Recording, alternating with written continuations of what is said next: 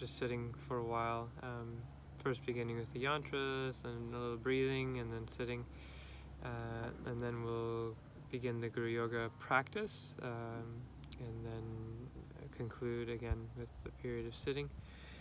And today, what I'm going to talk about is the actual sadhana from the Kagyu preliminary practices. So anyway, good. Hey, Sid and Peter here. Hey, Colleen. People are still coming. Okay, I'm gonna mute you, and you. There's no longer any opportunity to unmute all of you, so you'll have to do that on your own. Okay. So let's just begin some sitting.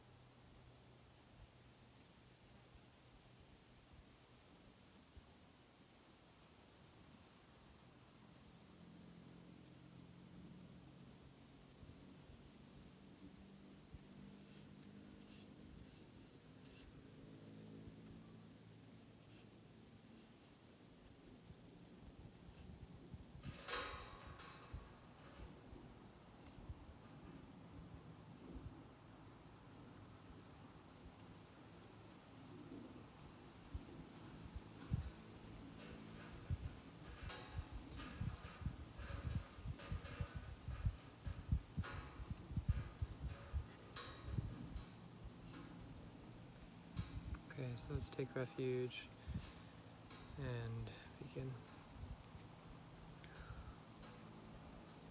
O Namo Buddhaya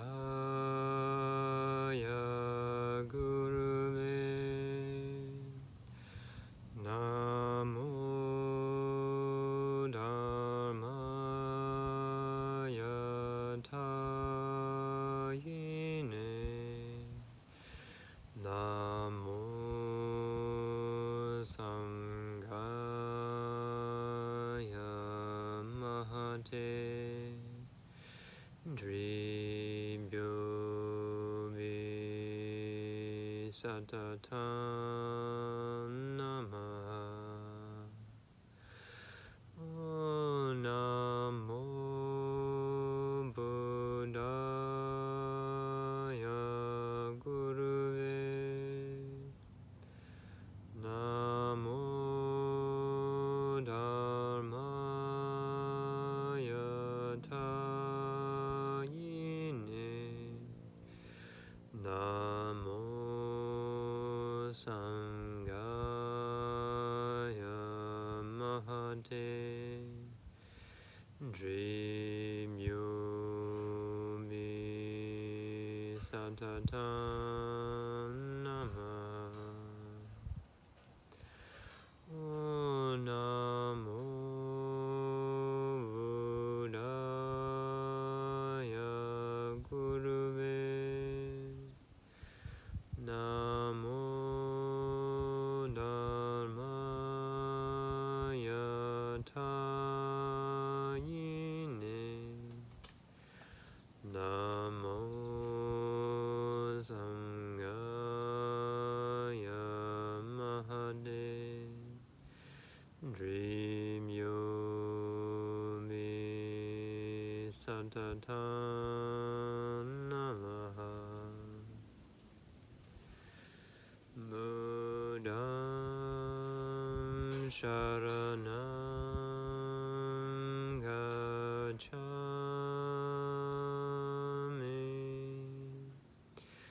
Dharmam Sharanam Gacchami, Sangham Sharanam Gacchami,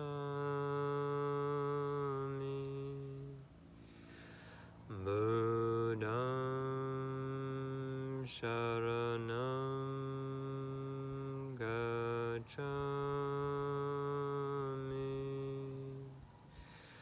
Dharmam Sharanam Gacchami,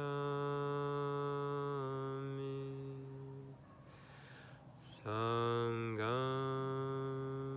Sharanam Gacchami,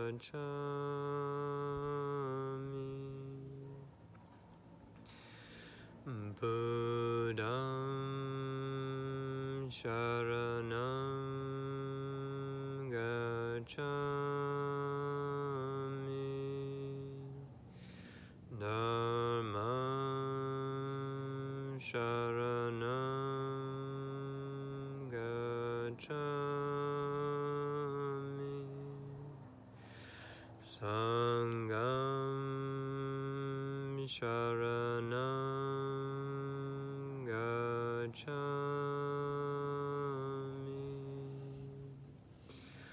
Lo Da Da Senchen Tangji Lo Trisa Jor Jinji Lo Tisa Shulandu Jor Jinji Lo Tisa Lan Triba Sawar Jinji Lo Tisa Triba Yeshi Se Chawar Jinji Lo Tisa Lai Kedan Lana Ninke Dunanami Kenanda Rua Kunji Takin Chisamba Tanji Kidu Daki Chochendu Damalai London Shin Sundan Tame Nui Joy Jinsen Kanjin Karmapa La Soa de Jusun Jawi Chisu Kamape Rajan Jinli Juna Wanjua Tai Situ Raja Chirachin Riba Juna Nala Soa de Jamba Juna Bima Number Drew Jase Lanchi Yanchi Chusampa Kabatuna Bima Donyanli Jayan Chansi Wambo Soa de Katalin Zambera Number Drew Sunchin Nandi Shinda Losa de Rimi Tenzin Yantan Jansan de Ludo Tai Shala Soa de.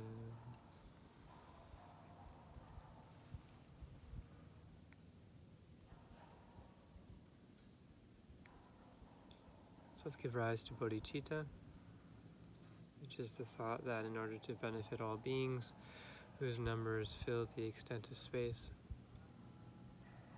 we will practice and learn the teachings of Guru Yoga.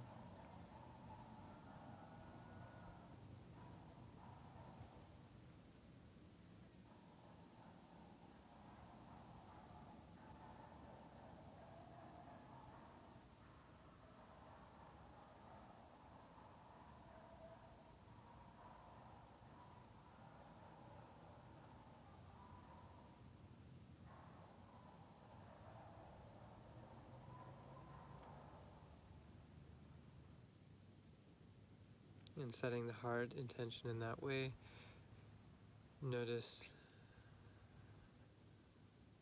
awareness.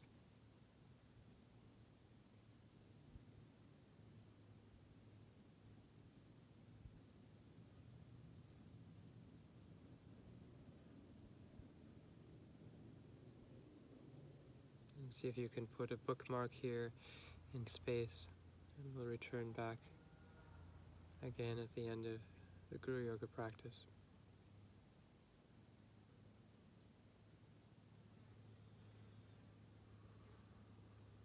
Okay, we'll begin with the yantras.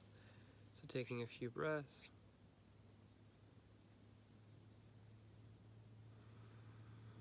Exploring the full capacity of the breath as much as you are able.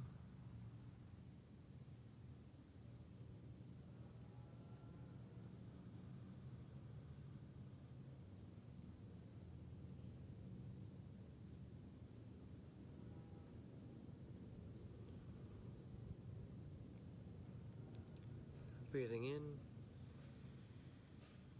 Bending, twisting, bringing the left shoulder to the right knee as much as you are able.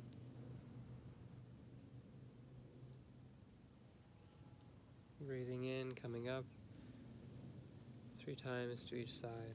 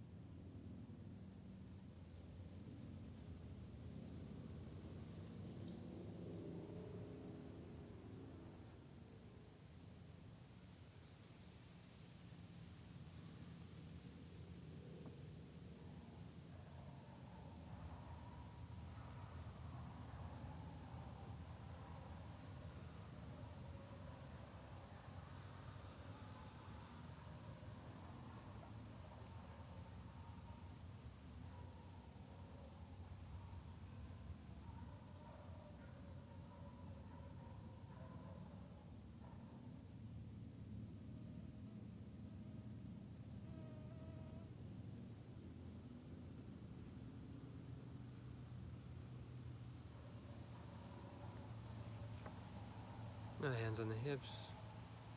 Breathing in, bending laterally.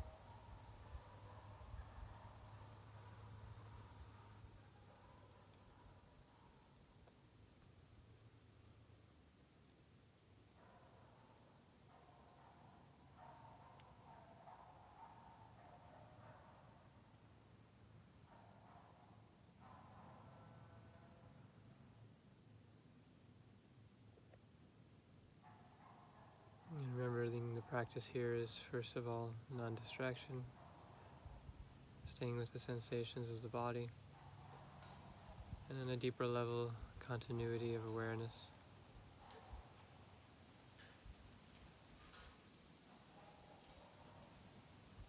And breathing in, twisting as you breathe out.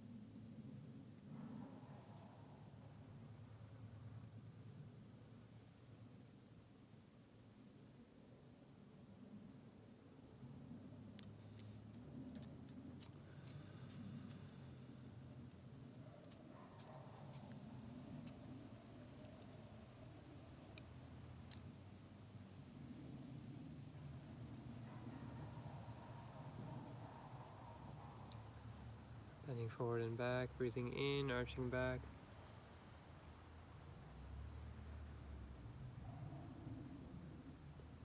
Forward.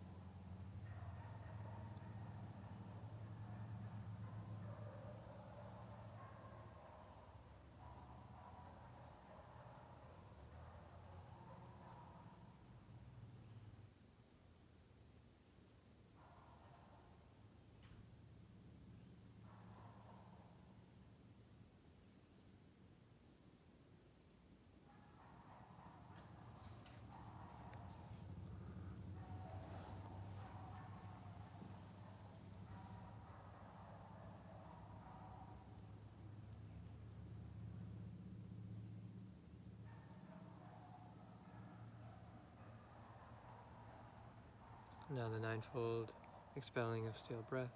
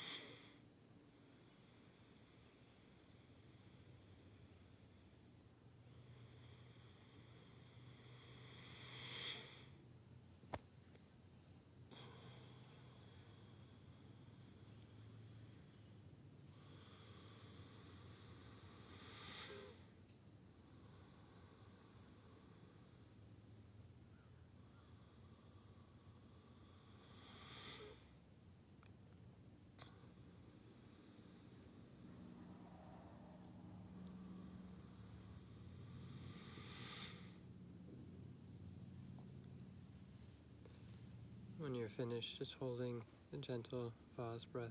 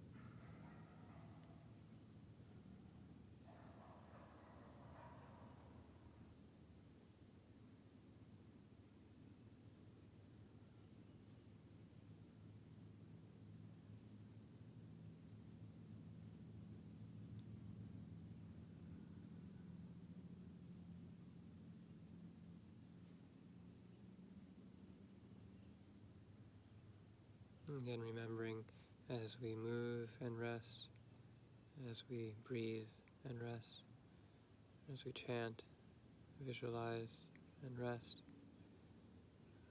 following that thread of continuity of awareness from bodhicitta all the way through.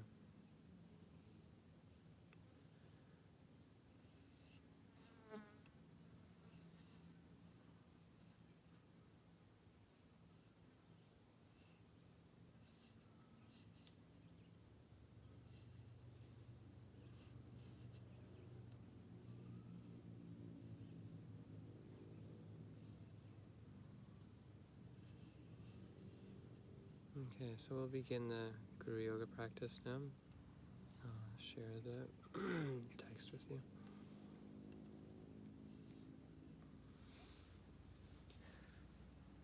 So we'll do both Tibetan and English. Chi wo bima ninde din din du sawe lama dorje changwambu jenden dorje zimbe jajango dorje dinshu jumbe lama don kunshu janso dose chondu so On the crown of my head, on the lotus sun and moon seat, is my root lama, powerful Vajradhara. He wears ornaments, holds the Vajra and bell in the mudra of union, and is seated in Vajra posture.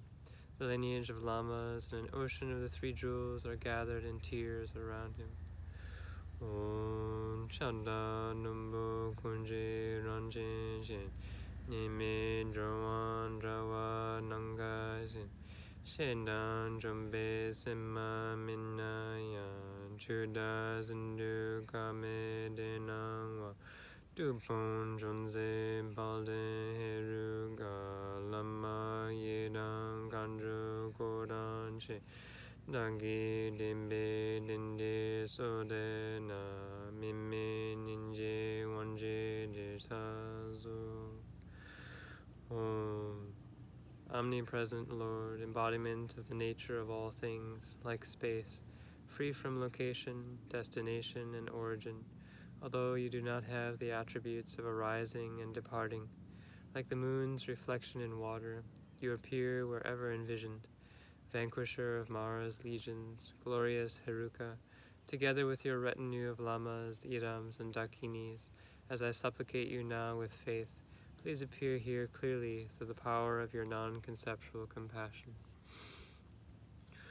Amen. Chunji inji bodane dusan sanji kunji ngowi ranzen chugu nonson tonze me bale lama damba lancha sa luna lonjo iji jumba kunji jojin tumbaji Narji dingba malu shangba ji dimba xia lenji minji du zhugung gewa kunla jei ran janju joji juni nyuwo ji nyane minda shimba sowa de tejo lame jogo guwa ku Chana ninje jumme jumba dan dona lenje jimbe yeshe de Jawa seje nanje dumba da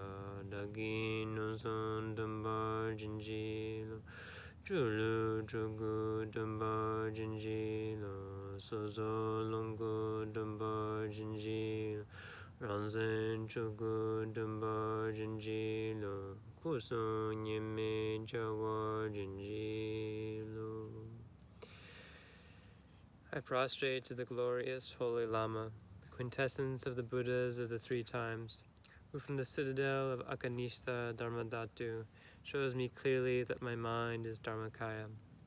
I make offerings of my body, wealth, and all things imaginable, and praise you. I confess all harmful actions previously committed. I will not commit further harm in the future. I rejoice in the merit of all beings, and dedicate it as the cause of supreme enlightenment. I pray you remain and do not pass into nirvana. I beseech you to turn the Dharma wheel of the unsurpassable supreme vehicle. Just as the victors and their spiritual heirs trained in impartial love and compassion and realized ultimate co-emergent wisdom, bless me that I may realize this truth. Bless me that I may realize this illusory body to be Nirmanakaya. Bless me that I may realize life energy to be Sambhogakaya. Bless me that I may realize my mind to be Dharmakaya. Bless me that the three bodies may manifest inseparably. Om Dorje Chanshin Te Arodaya Marpa Mila Juje Gombo Panduson Sheja Kunchen Kaya Mapa Cheji Junje Jupazinan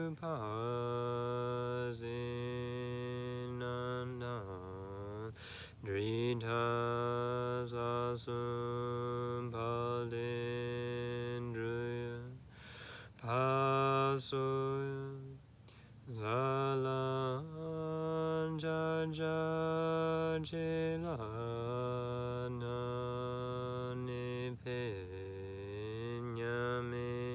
drugundabokaya July so de so Kagyu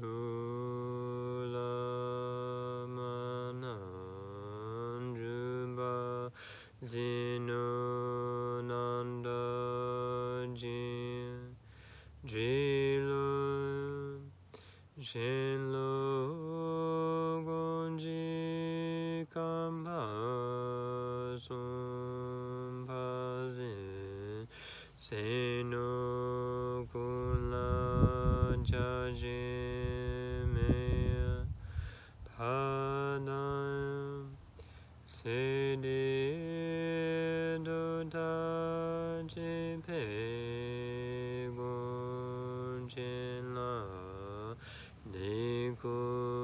Shimba meba jilo mogu gonji kowo zumbazin mena dego jibela mala Jundu Zowa Dempe Gunjinla Chome Mogu Chewa Jilu Yingme Gonji no Shizu Bazin Gajadobe no so Madem Majo de Gajobe Gonjinla Gonjalo Dandrawajia Jilo Nando no choku sumbazin Chiyamayin Jiyan Jaya Valaya Mangaruba Chawigu Chenla Gode Yeme Dumba Jinjiru Great Vajradhara Tila Naruba Marpa Mila Dharma Lord Gampopa nor the 3 times omniscient Karmapa, those who hold the 4 elder and 8 younger lineages, the Drikung and Taklong and Salpa, great Drukpa and others who've mastered Mahamudra's profound path, unequaled protector of beings, Dakpo Kagyu, we supplicate you, Kagyu Gurus, we hold your lineage. To follow your example, please bless us. Detachment's the foot of meditation as it's taught. As ones with no craving for food or for wealth, who cut all the ties to this life, to have no attachment to honor or gain, please bless us. Devotion's the head of meditation as it's taught. As ones who play always to the Lama, who opens the gate to the treasury of oral instructions, let genuine devotion arise, please bless us. Non-distractions, meditation's main practice, it's taught. As ones who, whatever arises, rest simply, not altering, in just that fresh essence of thought, with practice that's free from conception, please bless us. The essence of thoughts, the Dharmakaya, as it's taught, not anything at all, yet arising as anything. In unceasing play we arise, to realize samsara and nirvana inseparable, please bless us. Om Anang Kana Nyambe Senjin Tanje Lama Sanje Rimbu Jila Sowa Deso Mara Kana Nambe Senjin Tanje Ama Kunja Junji Gula Sowa Debso Mara Kana Nyambe Senjin Tanje Lama Dewa Shin Loncho Zumbi Gula Soa Deso Marangana Nyambe Sinchin Danje Lama Dunji Jumbe Gula Soa Deso Marangana Nyambe Sinchin Danje Lama Sanje Rimbo Jila Soa Deso Marangana Nyambe Sinchin Danje Lama Kunja Joji Kula Soa Deso Manankara Nyambe Sinjin Danje Lama Dijin Ngondro Zumbi Kula Sohwa Des Manankara Nyambe Sinjin Danje Lama Tuji Jumbe Kula Sohwa Desu Manankara Nyambe Sinjin Danje Lama Sanje Rimbu Jila Sohwa Desu Manankara Nyambe Sanjin Danje Lama Kunja Joji Kula Sowa Dezo Manankara Nyambe Sanjin Danje Lama Dijin Londra Zumbi Kula Sowa Dezo Manankara Nyambe Sanjin Danje Lama Tuji Jumbe Kula Sowa Dezo. All mother sentient beings, as vast as space, supplicate the precious Lama, the precious Buddha. All mother sentient beings, as vast as space, supplicate the Lama, omnipresent Dharmakaya. All mother sentient beings, as vast as space, supplicate the Lama, great bliss Sambhogakaya. All mother sentient beings, as vast as space, supplicate the Lama, compassionate Nirmanakaya.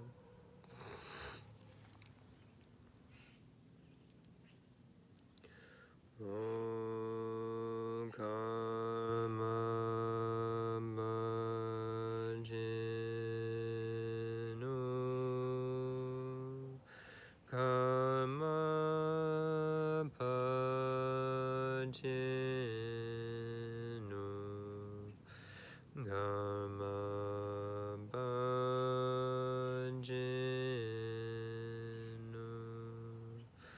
Karmapa Jino Karmapa Jino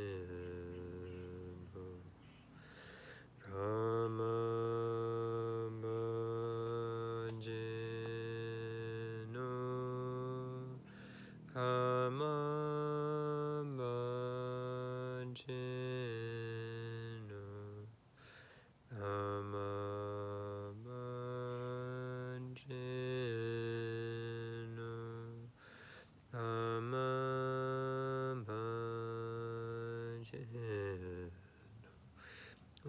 Karmapa Jino Karmapa Jino.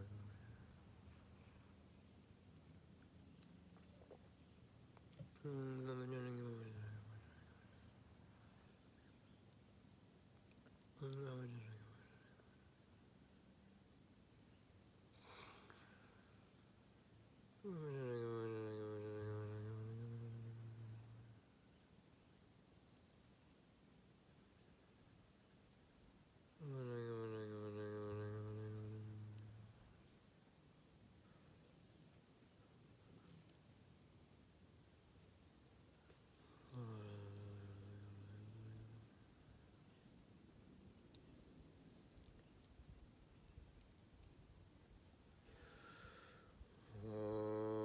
Karmapa Jino Alama Rimbo Jila Sovadim Dasin Lui Toa Jinjilo Gome Jula Jima Jinjilo Chominando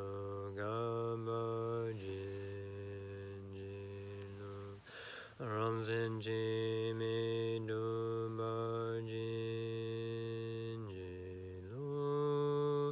Jumpa Ranza Shiwa Jinjilo Nansi Jugu Dumba Jinjilo Lama Rimbo Jila Suade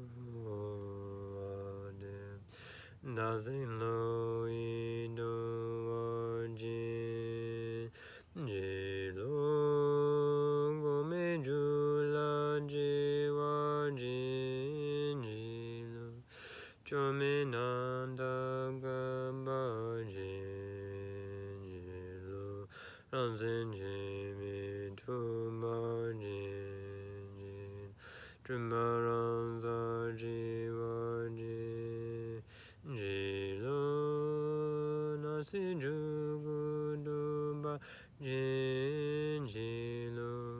lama rimbo jila zo hade nasi lo tawa jinji gome jula jiwa jinjilo chome nanda gamba jinjilo ranzen jimi dumba jinjilo chumba ranza shiwa jinji nanzin chugu dumba jinjilo lama rimbo jila soade doesn't lo no jinjilo chome je wa jinji chome nanda gamba jinjilo ranzen jimi dumba jinjilo jumba ranza jiwa jinjilo nanzin chugu dumba jinjilo Amarimbo jila sovade dasiloi towa jinjilo Gomi jula jiwa jinjilo Chome nando gamba jinji Ranzen jimi dumba jinjilo Dumba ranza jiwa jinjilo Nazi jogu dumba jinjilo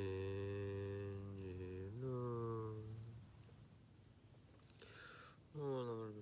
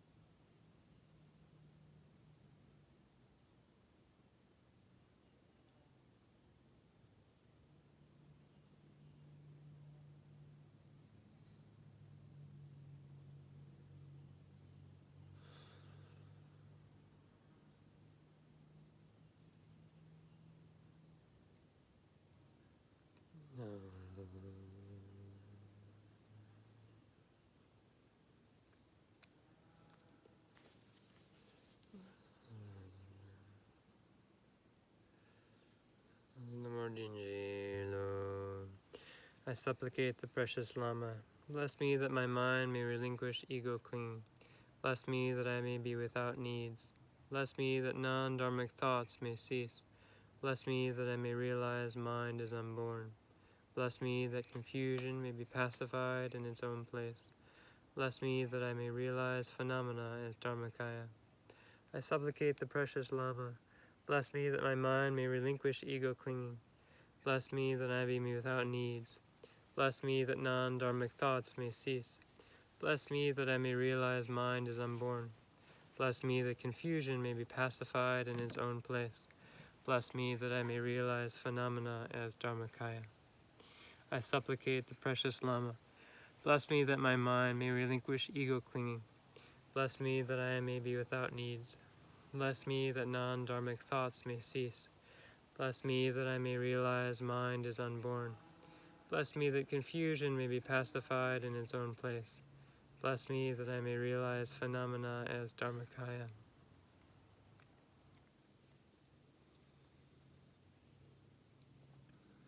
So now, feeling, visualizing Guru Vajradhara in the space in front of you.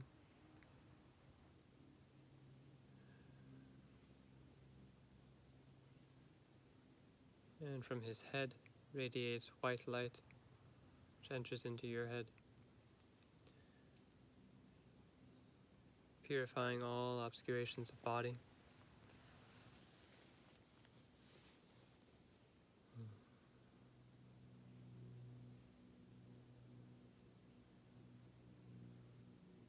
Conferring the vows of empowerment, planting the seed, ripening the seed of Nirmanakaya.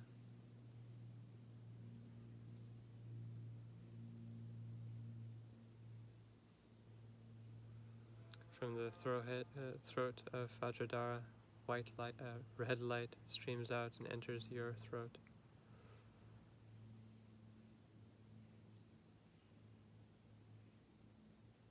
Completely purifying all obscurations of speech.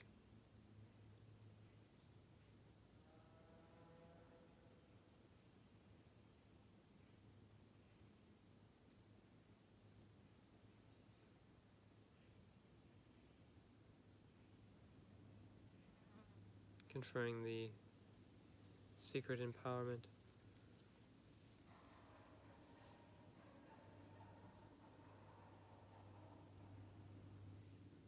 Ripening the Sambhogakaya.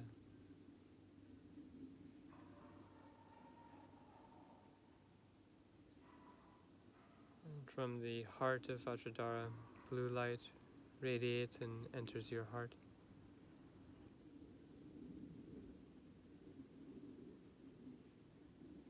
Completely purifying all obscurations of mind.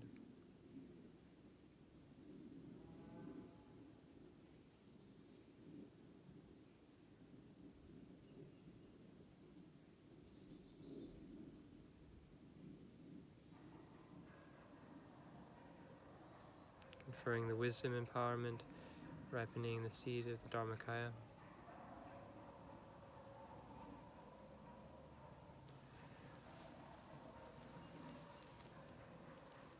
And from the forehead, throat, and heart of Vajradhara, white, red, and blue light stream out, entering your forehead, throat, and heart.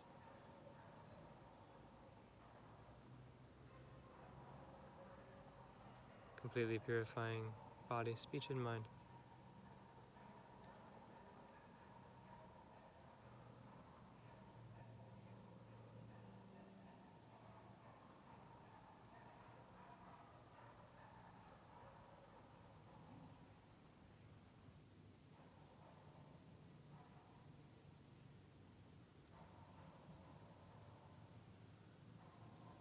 Conferring the fourth empowerment, ripening the seed of the Svabhavikikaya.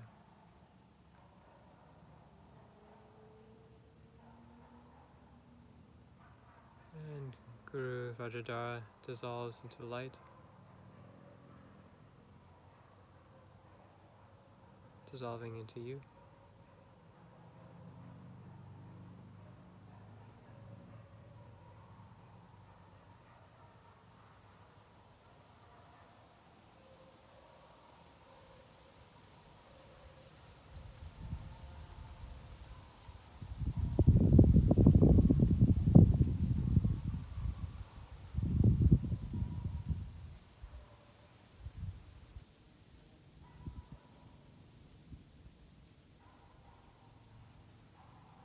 Rest undistracted, uncontrived, without fixation.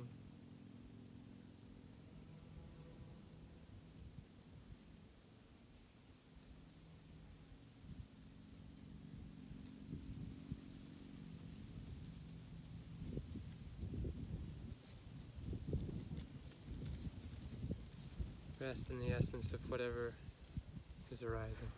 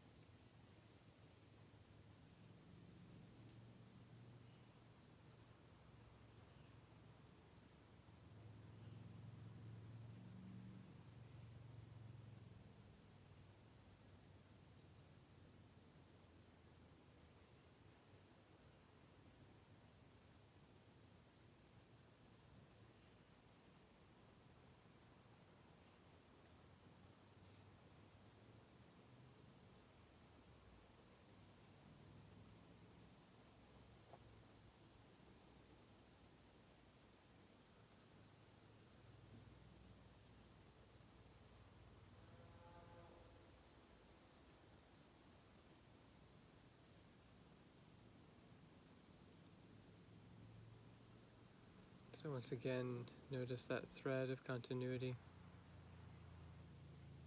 Check back in that bookmark that we left after bodhicitta.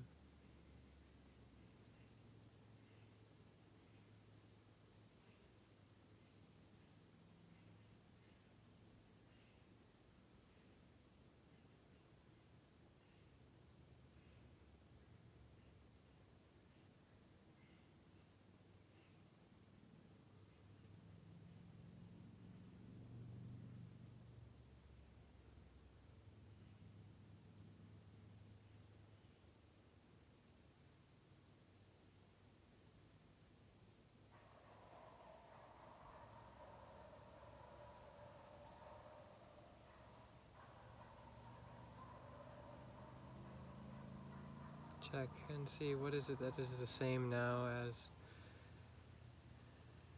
in all of these other moments of remembering.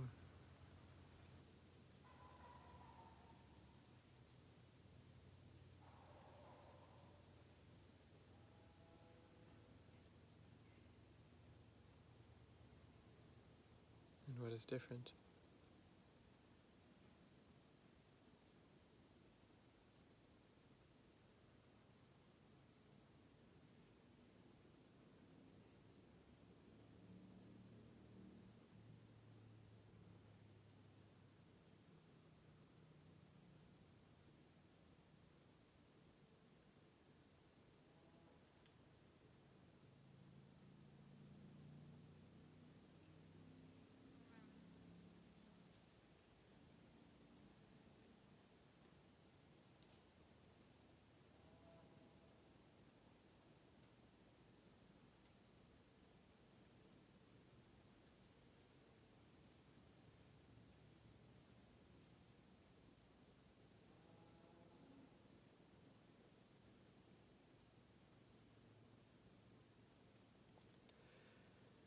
Continuity of mind flows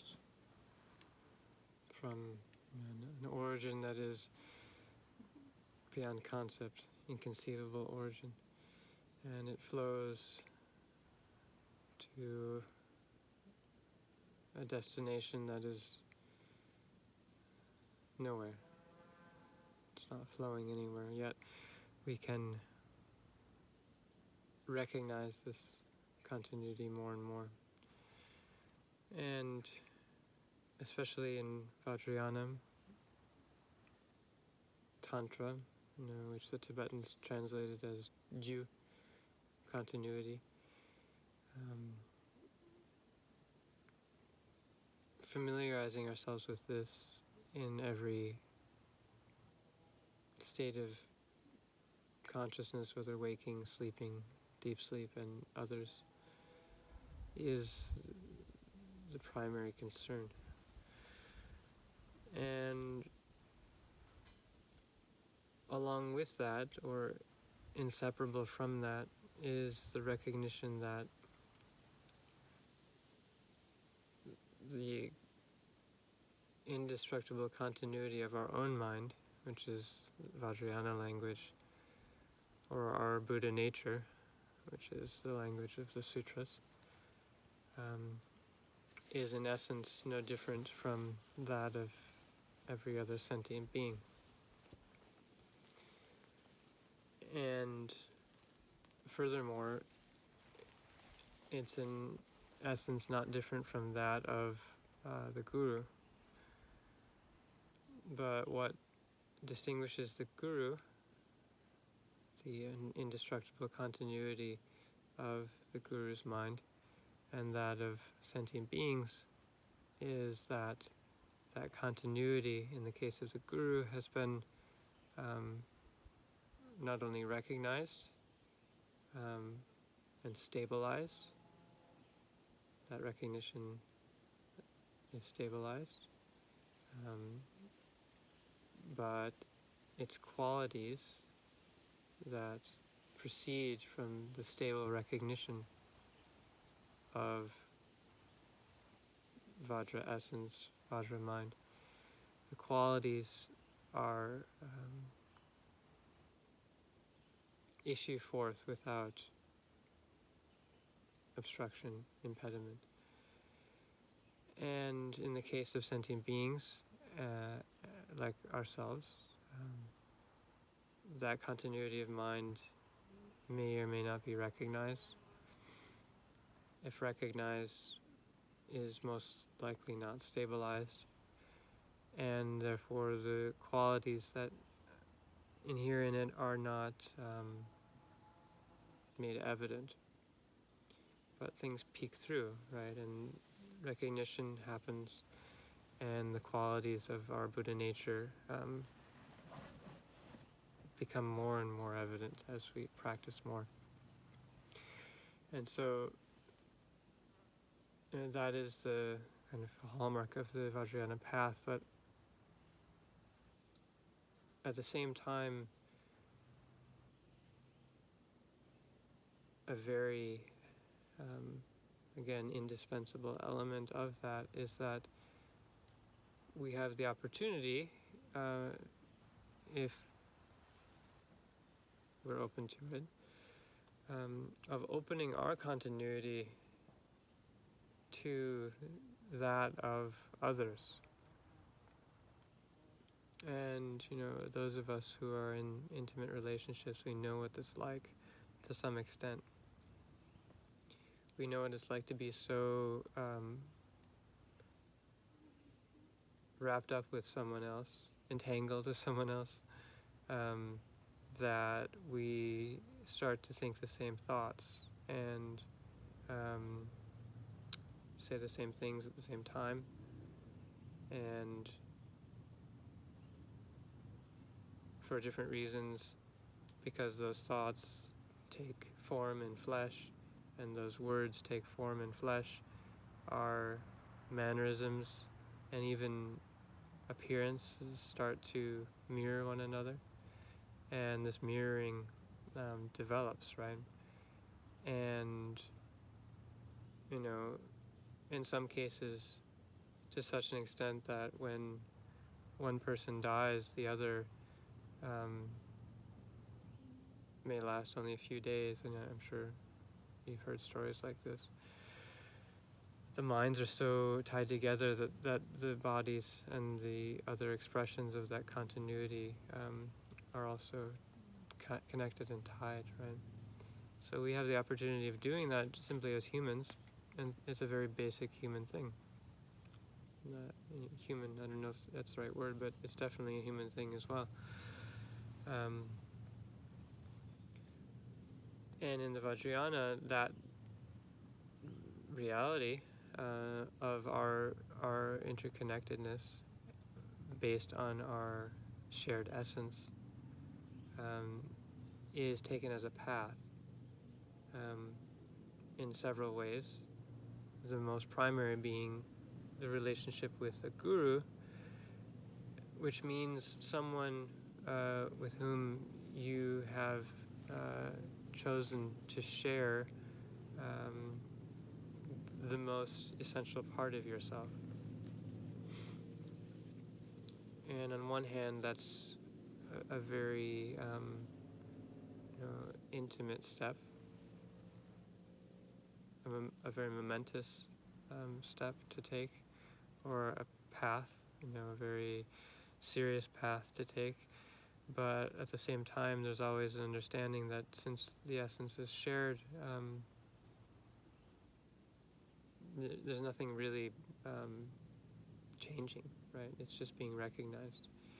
And so when you open yourself on that level, then a guru, a qualified guru, and we'll talk about, there's many levels of guru, but generally when I'm saying guru, I mean so the guru with full qualifications.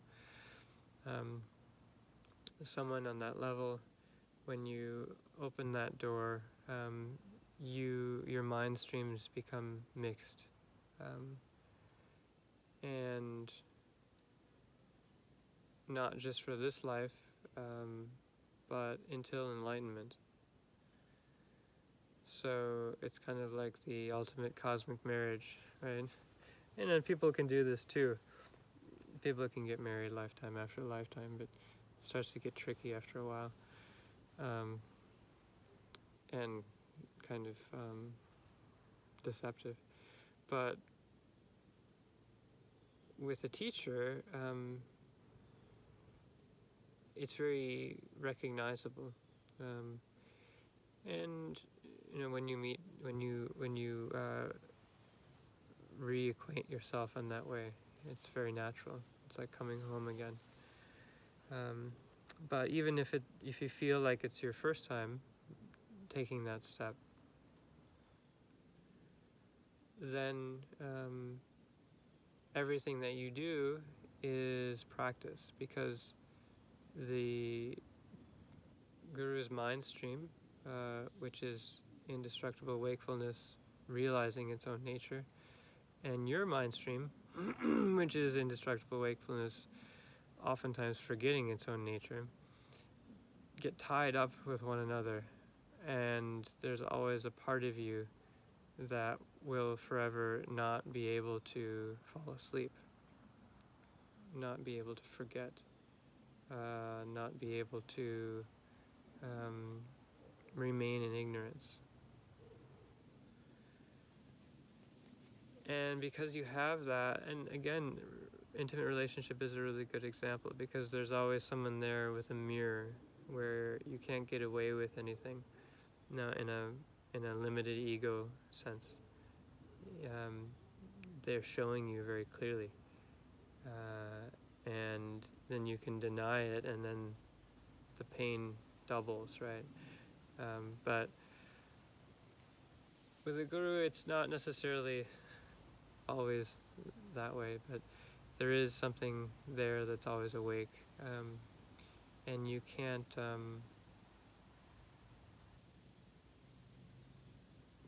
undo that in a certain sense.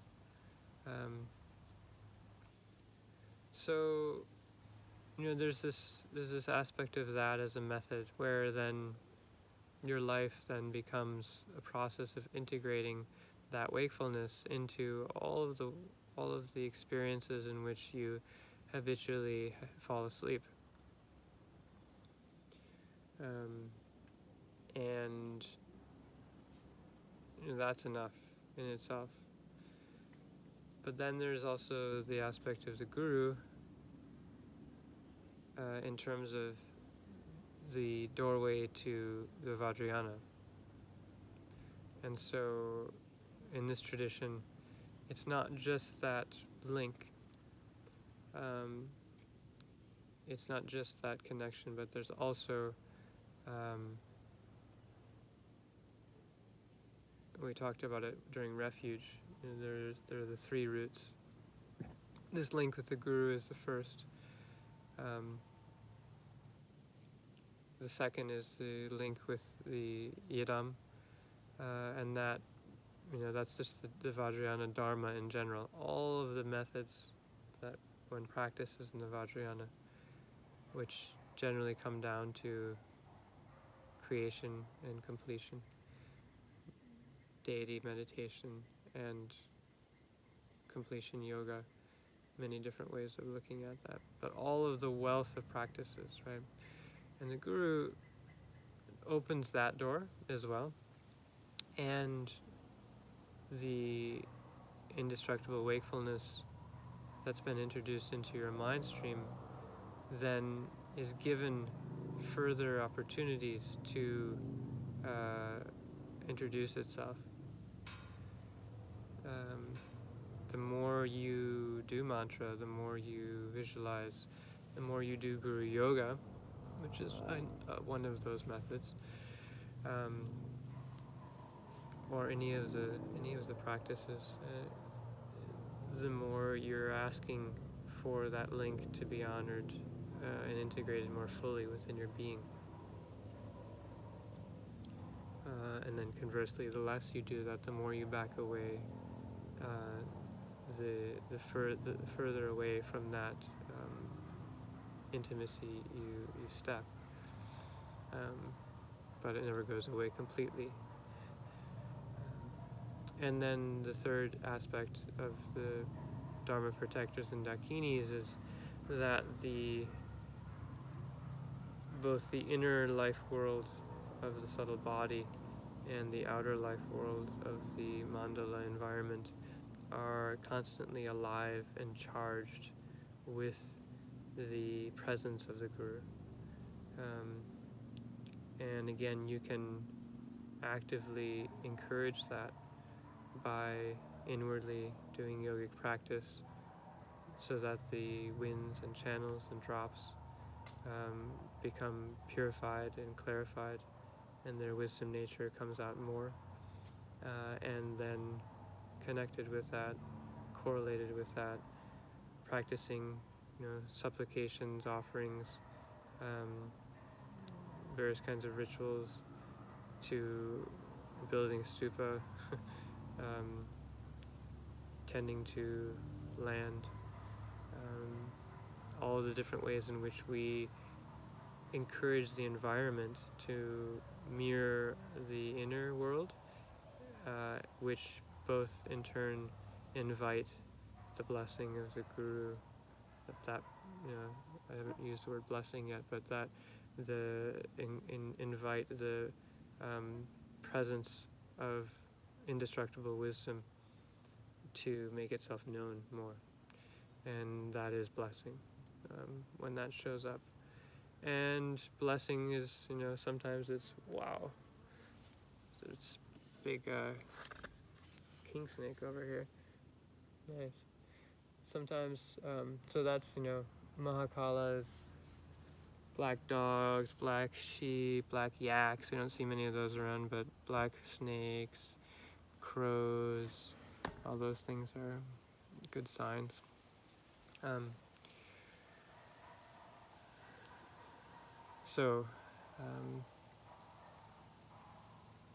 All of these different things are, again, elaborations on that primary aspect of the Guru, but in this approach, you can't really take it out either. And so when we're doing Guru Yoga, this formal thing called Guru Yoga that we chant and visualize and so forth, we're doing all of that at once. And before we make things complicated by talking about, what that means for us and what is our experience of that, and in our own cultural and personal, psychological contexts, connect or fail to connect with that, and all the different things that we need to look into. I want to spend a few weeks at least talking about what is it really, if we can do it right and get out of the way of all of the complications. what is it, what can it be, and what is it intended to be, and how does that make sense in the context of the Dharma, right? But we have to go there eventually anyway, and it's really, again, it's an important part of the journey. So again, when we start this practice, and today I'd like to talk mostly about the formal sadhana, so that those of you who are doing it can get a start on it, and then we'll take it from there. But when we do this practice, we're approaching the topic from many angles at once. And what I tried to point out when we began with bodhicitta, which is a completely Mahayana style of recognizing nature of mind, you might say, or familiarizing ourselves with nature of mind, meditating, familiarizing, same word. And then, when we are working with our body and breath, which on a deeper level, when we start to discover it more, is our channels and winds. Those allow the bodhicitta in the Vajrayana perspective to arise more clearly. So the drops, they're called tigle, of the subtle body, and the channels are straightened, purified, and the winds are purified and flow smoothly. Then the essence, this sort of subtle drop essence of mind, can collect, and we experience that as luminosity and emptiness. It's very, it's a kind of juicy spaciousness, and that is also bodhicitta in the context of Vajrayana. And then doing Guru Yoga, many things can happen, but at the end, ideally pointing out that the resting state of dissolution after receiving the four empowerments is also that there's also something there that we connect to in a similar way. So whether it's bodhicitta or Guru Yoga, it's all the same in a sense. And so we're doing that. We're just familiarizing ourselves with essence of mind. And again, that's something that we, most of you here did the last year's retreat, and maybe we'll do that again this year. We'll see. But it's the same thing that we were uncovering there with shamatha vipassana. And you can do it in that way as well. But there generally still remains a type of veil that needs to be pushed through in some way. So Guru Yoga is that, simply familiarizing ourselves with essence of mind and resting in that nature. At the end, there may be an experience of that. Generally there will be. And that's the same as at the end of Mandala, at the end of Vajrasattva, at the end of Refuge. It's all that they all are the same in that way. But just as all of those unique practices have their sort of story, the journey that you go through to arrive at essence, and the way in which, while you're doing it, you're remembering essence. Whether you're during prostrations, we've talked about how at some moment you may have a recognition that you're prostrating in midair or something like that, in space without reference point, or you recognize that there's no one there prostrating. It's simply happening, and then there's a sort of rending of the fabric of reality at that point. And things can happen in all of the different practices in different ways. Guru Yoga is no different, but now we're actually sort of scripting a drama, and the first thing that we do, and we don't do it here because I didn't put it into that text, but I included in the Dropbox a page that you'll need to print out and insert into the beginning of the Guru Yoga practice, where you generate yourself as Vajrayogini. And so we are Vajrayogini, embodiment of feminine wisdom, the secret yidam of Milarepa, Marpa, or not Marpa, Milarepa, Kampopa, the Karmapas in different ways. The deity with which we practice all of the 6 yogas. We arise as this deity, this goddess, and initiate this kind of drama. And sometimes, it's very, we have to talk about the sort of gender coding of all of this, but these practices obviously were intended for men, monastics, that's coming from whatever 17th century, 16th century Tibetan monastic context, and that's the style, but plenty of women do it as well and are now doing it more so. And we can flip everything at any point, but there's something to this, I would say that there's something to this drama that we're inviting, where we are a female supplicating.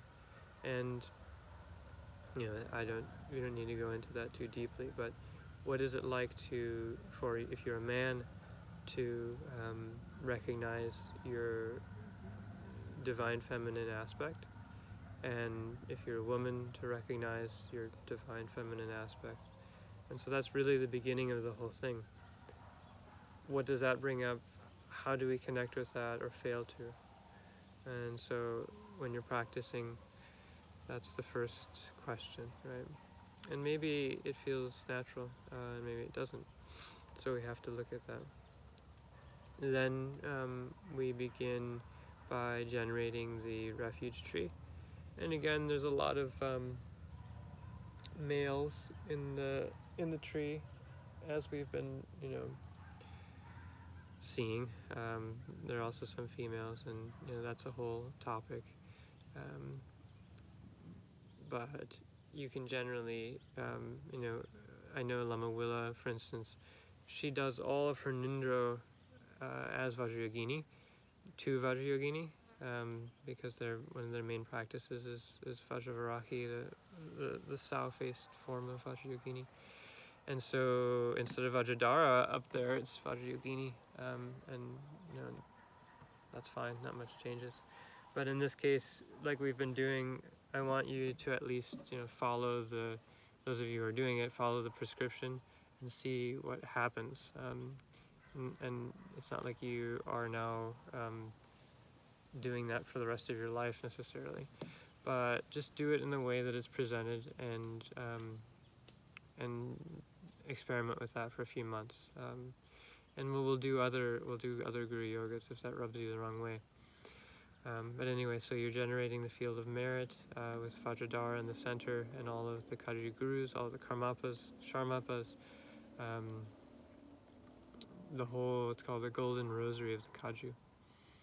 And this is another aspect of what Guru is that the Guru is a lineage holder, and the Guru is not just some person that it has extraordinary qualities, although that may be the case, not so much anymore, but I think that in the past there still are an amazing amount of amazing qualities in various individuals, like His Holiness the Dalai Lama was, and His Holiness Sakya-Trijin,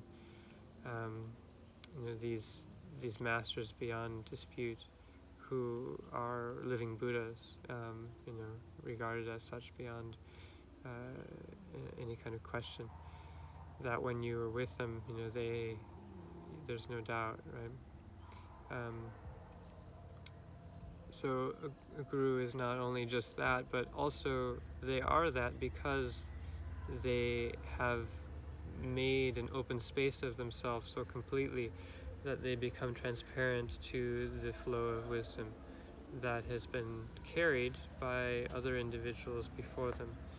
And that again, another instance of continuity, the continuity of that pass from heart to heart, um, without any distortion, without any kind of deletion, things falling away, aspects being lost, or accretion, anything being added to it.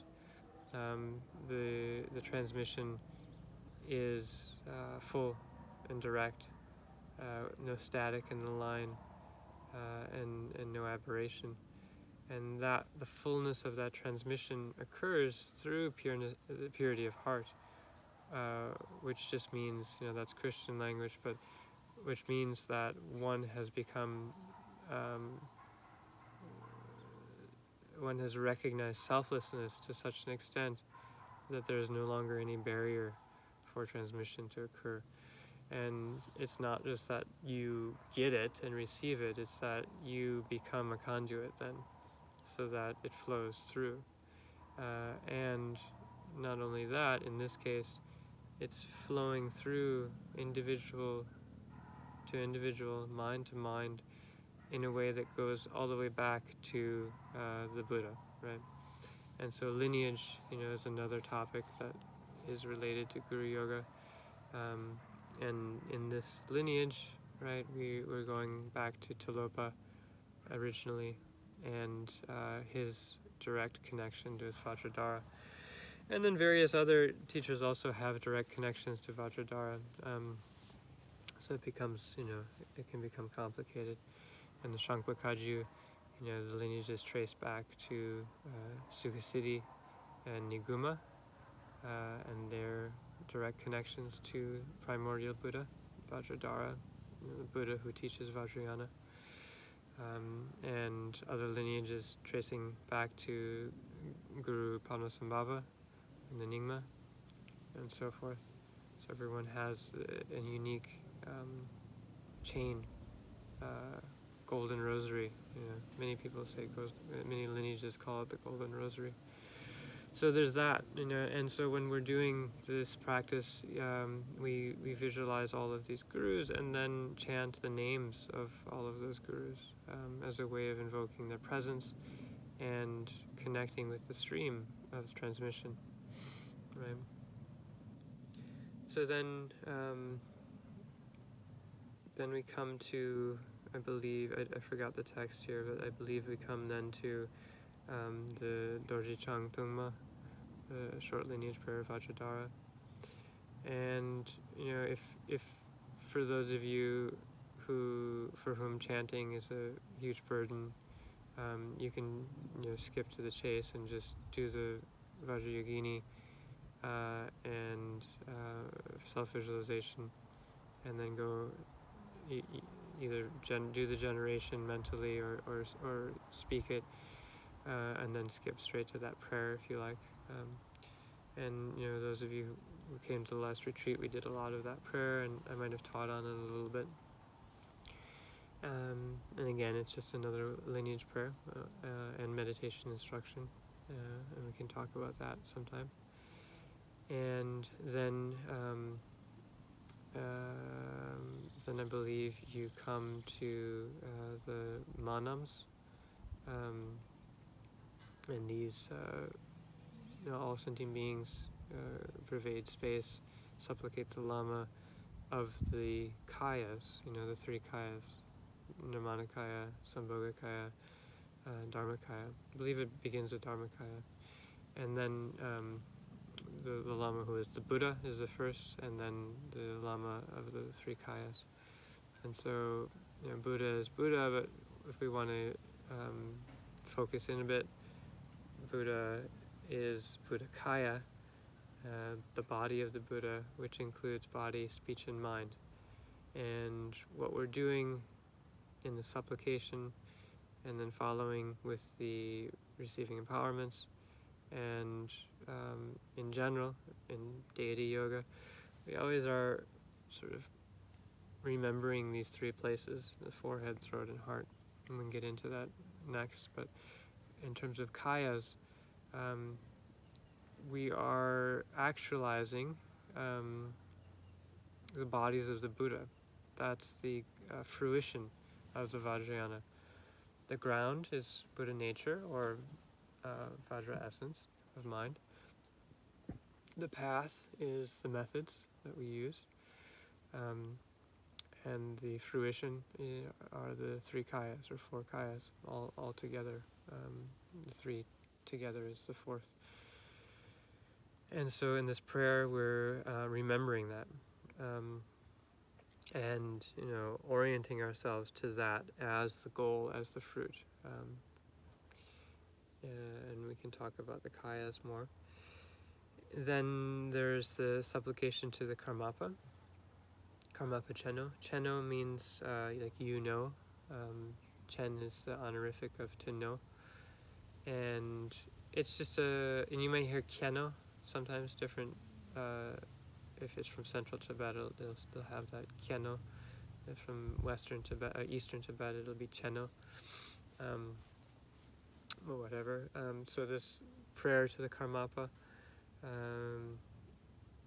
really experiment with it, because it definitely has blessing simply by reciting it with an open mind. You don't need to contrive devotion necessarily, but the Karmapa is probably the easiest one for most of us to connect with, in terms of a living master who, there's lots of videos, books, recordings, whatever available if you want to connect with him. And he makes himself relatively available in America and in Europe especially. And so, and I've said this before, that for those of you who don't have a guru, he's sort of a good one that can stand in. I didn't mention this before with the His Holiness Dalai Lama and Sakya Trijin and so forth, but Karmapa is also, another one that you can't go wrong with. So, experiment with that supplication. And if there's no connection, it's fine. You just do it, and over time, see what happens.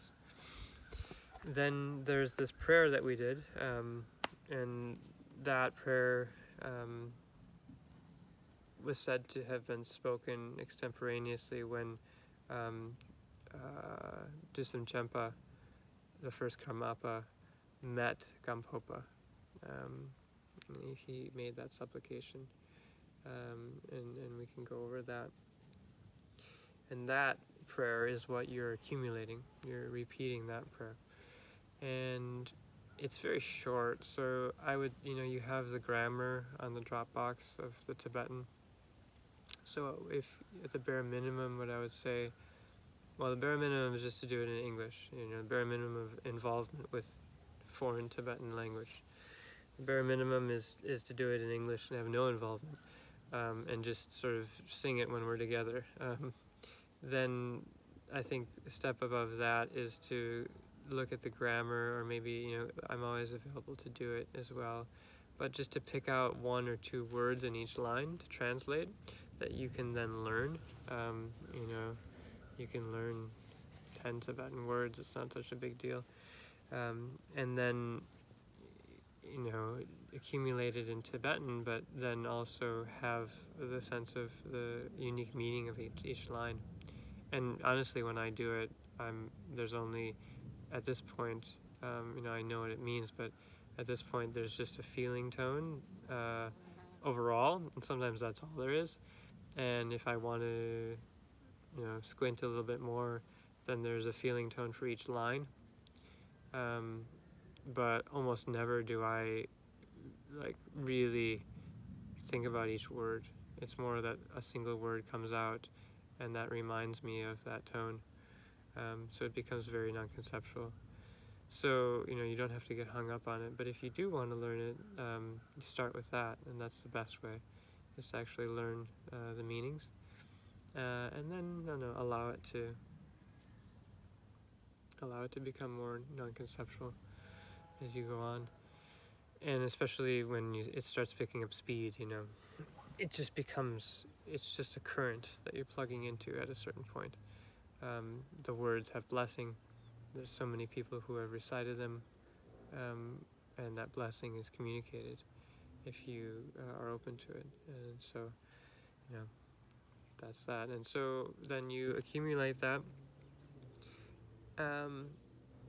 With Karmapa's mantra, just do 100. With the manams, just do 3 times.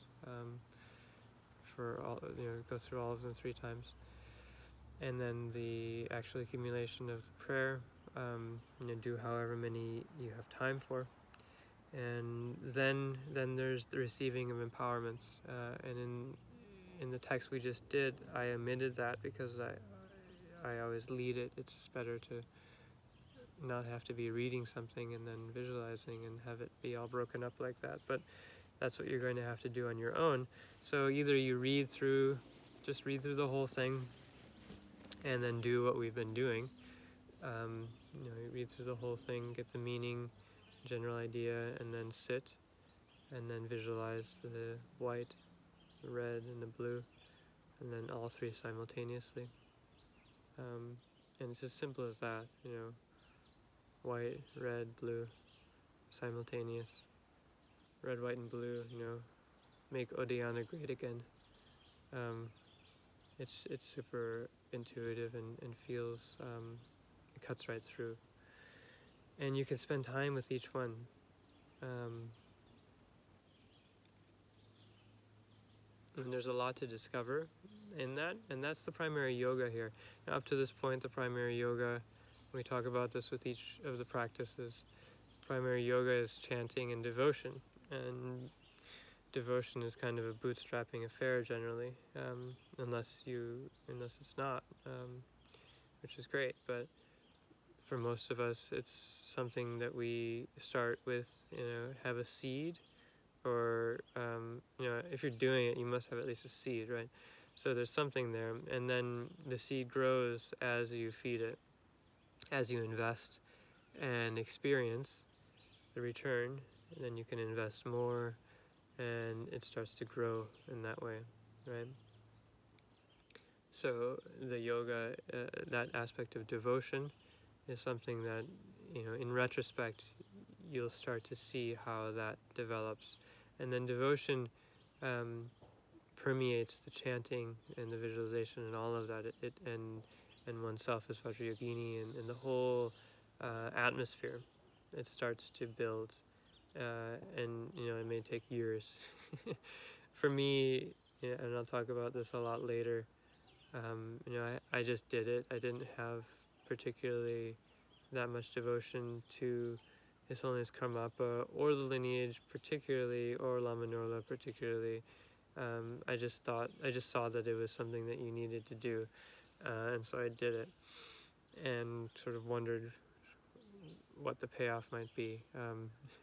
But in the midst of it, went through, as all of you have been reporting, going through experiences, ups and downs, and so something's happening, obviously, but you don't know quite what it is.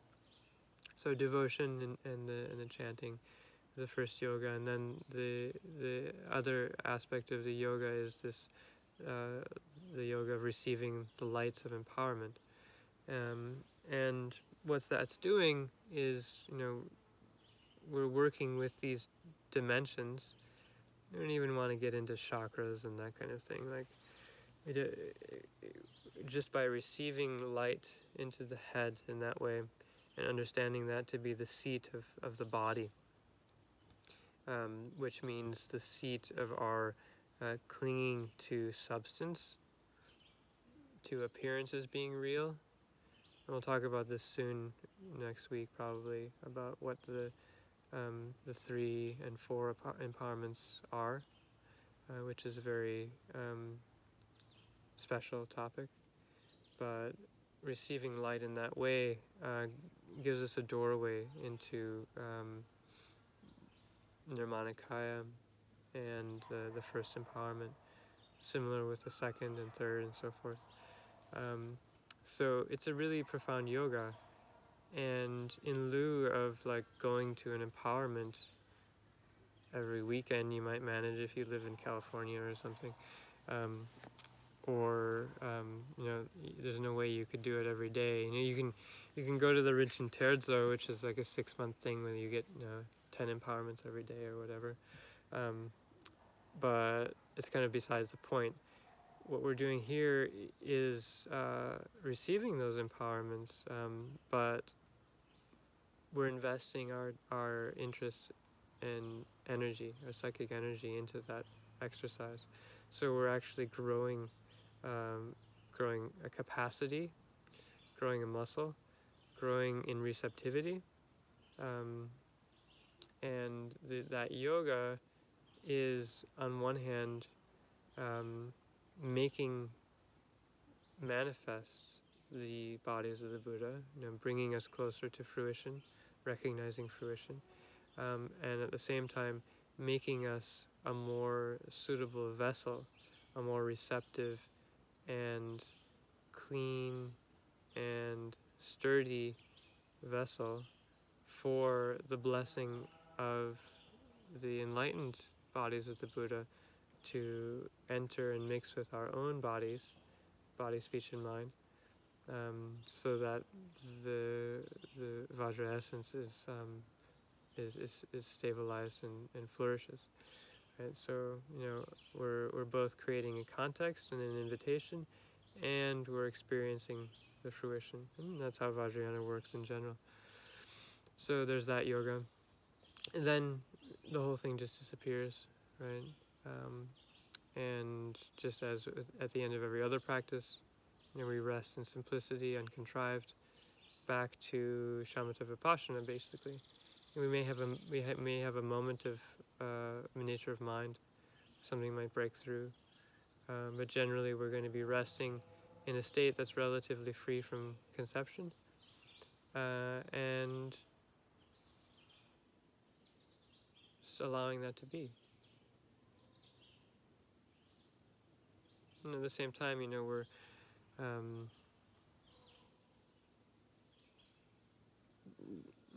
applying methods like dissolving with the out breath, or noticing fixation in the body and mind and releasing, and so forth, to sustain that state.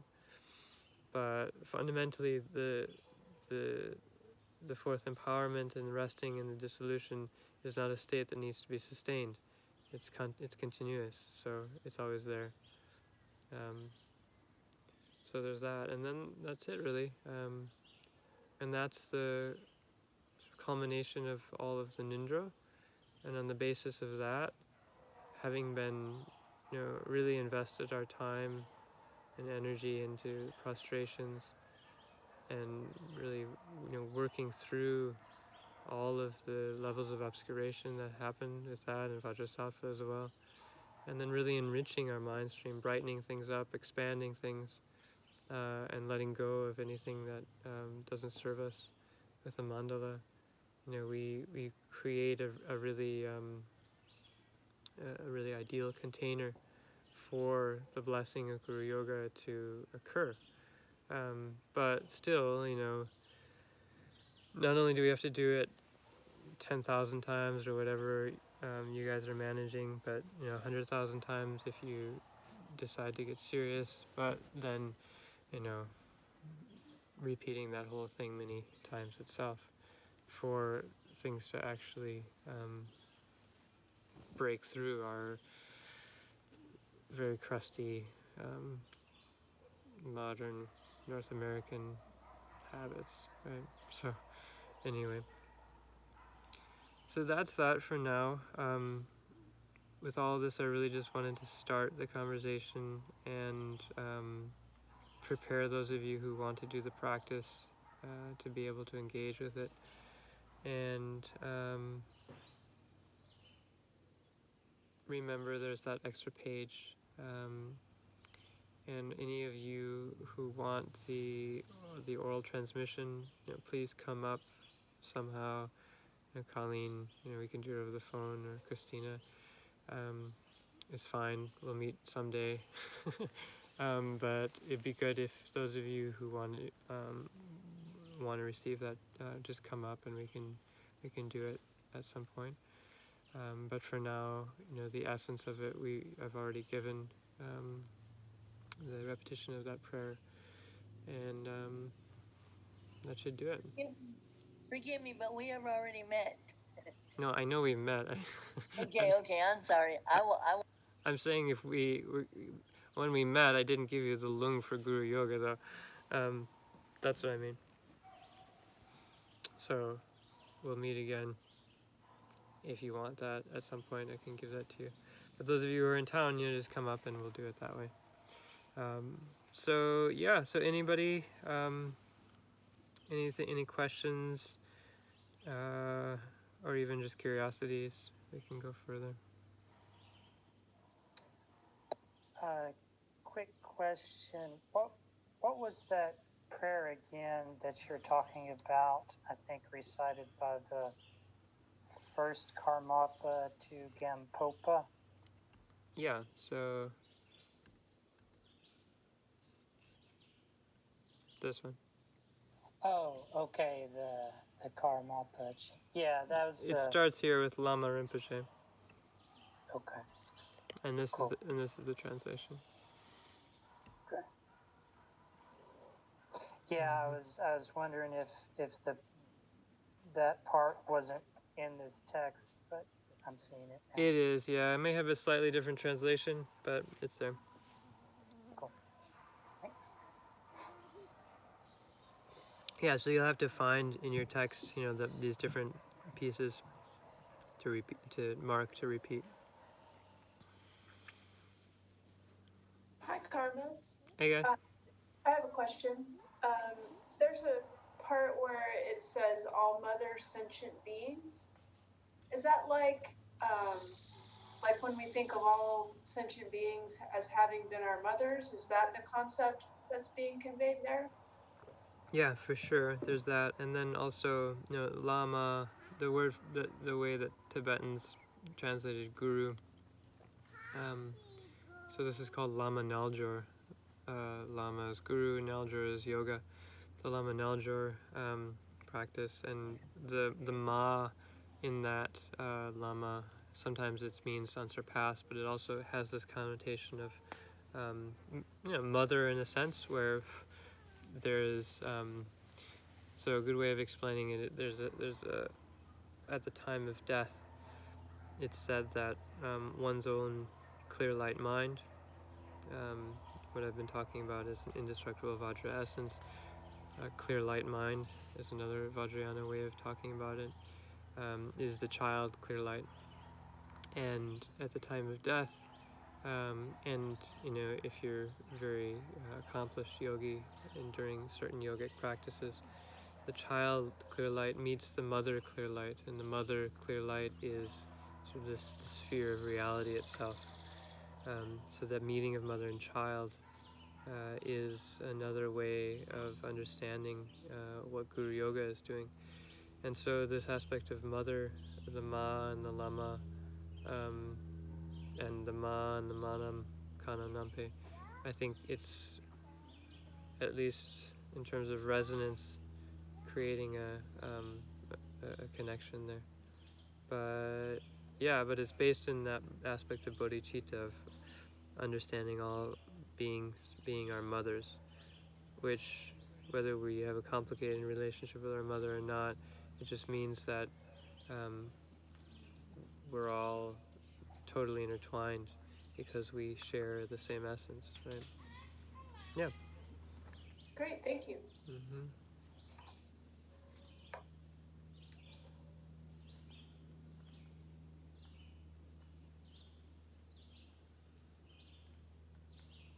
There's a big king snake over here. Hey. Hey, Christina. Lama, you said about the Dharmakaya, the Mama Dharmakaya. I mean, the child light and the Mama light. Well, my deity is the green Tara or the Taras in general, and I feel like she's my Yam, which is mother in Chinese. So I call her Yam Tara. Mm-hmm. We got a good connection. Sure, yeah, and also the Vajrayogini at the beginning, she's, Tara is the mother of all the Buddhas, and Vajrayogini is also one of her epithets, is the mother of all the Buddhas. Prajnaparamita, the mother of all the Buddhas. Yeah.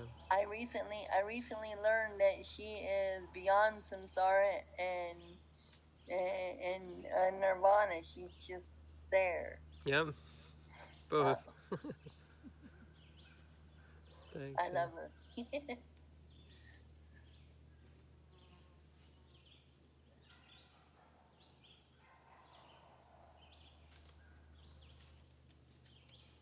Good. So anyone, going forward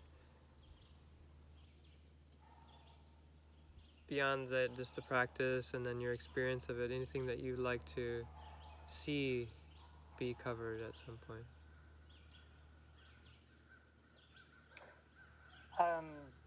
Question. The the ritual, I think, seems to facilitate this more and more over time. But is one of the purposes of this ritual to help you more deeply recognize the Buddha in anyone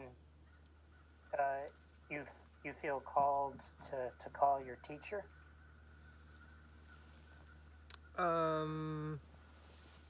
Yeah. I mean, this is the way that it's usually put is that this is a method for recognizing Buddha nature in all beings. And as an intermediary, because generally we're not able to do that, we train to recognize the Buddha in our teacher. And that the recognition of the Buddha in our teacher automatically implies the recognition of ourselves as a Buddha. And when we practice those recognition, the dual recognition of self and teacher as Buddha, it becomes easier to see Buddha nature in all beings, right? And we train in this limited relationship in order to go beyond limitation of that view, right? So it's just a kind of a different way, yeah. But does that? Oh. Well, it seemed like as you're talking about it, it was saying that it was doing this, but in different terminology. Mm-hmm. That was maybe almost too simple to say, hey, we're seeing the Buddha in the person we're calling a teacher. Mm-hmm. Yeah. But it seems like the practice is the more you're able to recognize the Buddha in the person you're calling teacher, the more you're able to recognize like the hidden Buddha or the hidden teacher in anybody that you meet. Mm-hmm. For sure. And because it's also, you might say that that's Dharmakaya, right? That the being able to be introduced to Dharmakaya in that way allows you to do that with other individuals in relationship and also the environment in that way. But also added in here are the other kayas where, and we'll talk about this as we go through the empowerments, but that the way that appearances manifest are also, we say divine, which means non-conceptual radiance, empty luminosity. And the way that our subtle life energy and all resonance of phenomenal reality manifests is as, you can say, mantra, or as the Sambhogakaya, the speech of the Guru. And so, the Milarepa often talks about how, he doesn't read books anymore. He just listens. Nature itself presents itself as limitless teachings, and so there's that. We talked about that before as well. So there's not only that aspect of inner Buddha nature that we're training to recognize, but it's also everything else as well becomes folded into that recognition in those dimensions. Mm-hmm.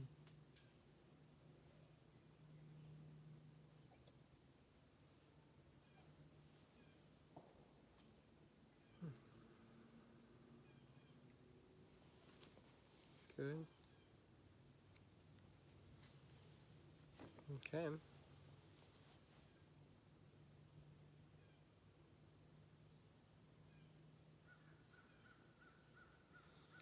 I just wanted a remark more than anything else. I thought what you said about in the Vajrayana tradition, the emphasis being on indestructible continuity of mind, and how that ties in with the importance of lineage, and just the sense that there's like this factor being that you're getting into. A what kind of? Say it again. A sense of what? Tractor beam or something. Tractor beam. Yeah, exactly. Going from the primordial source and you're sort of getting in there. Getting in there. Yeah, it's there. You're in the spotlight, right? The idea that losing your religion. Yeah, the emphasis on continuity and mind as continuum, though, is clarifying. Mm-hmm. Mm-hmm. And Tantra as Ju as continuum. Mm-hmm. Nice. Okay, so yeah, let's do another session next weekend. I think that would be good. And we have Lama Yeshe and Lama Arik from PTC are visiting Tuesday or Wednesday for a few weeks. And all next week will be, starting Tuesday, we'll be setting the rebar on the next level of the stupa. And then hopefully my stepfather is also coming, and he will be helping us build the vase of the stupa. So lots of good things happening up here. And if anyone wants to visit, not too many people at a time, but especially since we're having these people, just let me know ahead of time, and then we'll try to accommodate that. But come up at some point to receive the lung, and we'll keep looking forward to maybe like a camping retreat, something like that, where people can be out in the woods, and then we gather together outside periodically for meditation and things. So, and if you have any ideas, let me know what you'd like to do before end of August. Good. Looking forward to seeing you all. So let me see here if I have the dedication. Yeah, perfect. Do the dedication here. Okay. Through this merit, may I attain omniscience and defeat my faults, the enemy. Then may I liberate all beings from this rough and stormy sea, samsara's ocean with its waves of birth, old age, death, and disease. They know things in their true existence, Kundu, Zampo, and Manjushri. To train myself in their example, I dedicate all virtue fully. May every being through this practice completely gather merit and wisdom, attaining the two sacred bodies that merit and wisdom emanate. Through the blessing of the Buddhakayas, through the blessing of changeless Dharmata, through the blessing of the steadfast Sangha, may this dedication be fulfilled.